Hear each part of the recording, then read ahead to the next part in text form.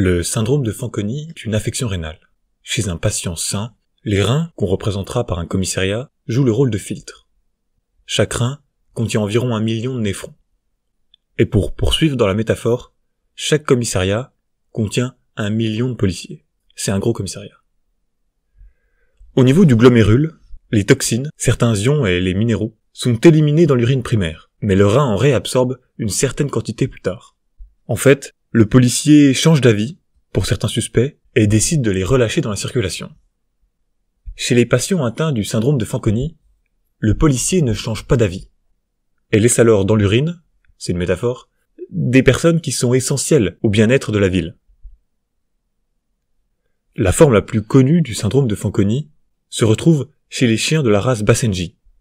En effet, ils représentent 75% des cas du syndrome de Fanconi. Dans cette forme, on observe en fait une fuite de glucose.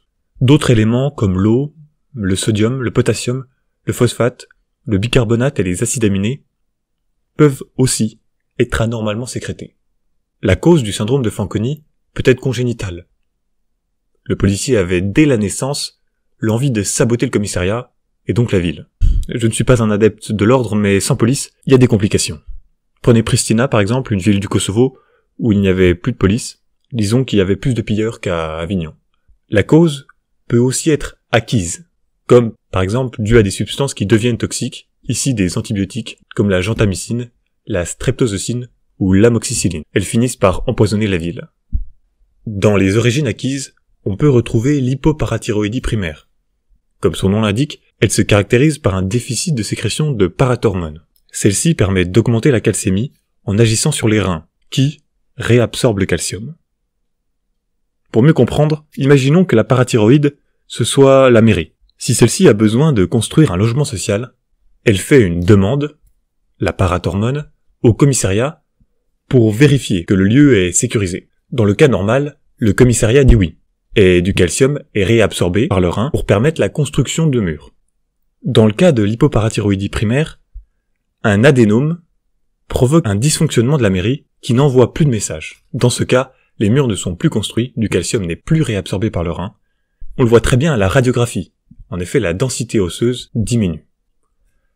À l'examen clinique, le chien urine plus, et donc boit plus.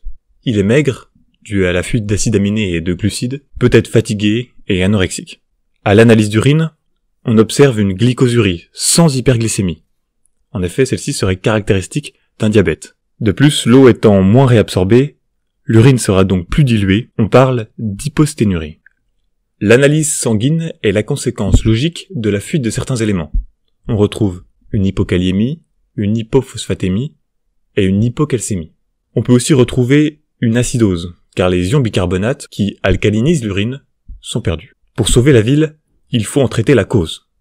Enlever la bombe, éliminer les substances toxiques et faire en sorte que le policier ne transmette pas son intention de sabotage à sa descendance. Finalement, en cas d'hypocalcémie, on peut aussi donner de la vitamine D, qui absorbe le calcium dans l'intestin. Merci d'avoir regardé cette vidéo. On se retrouve pour une autre pathologie vétérinaire.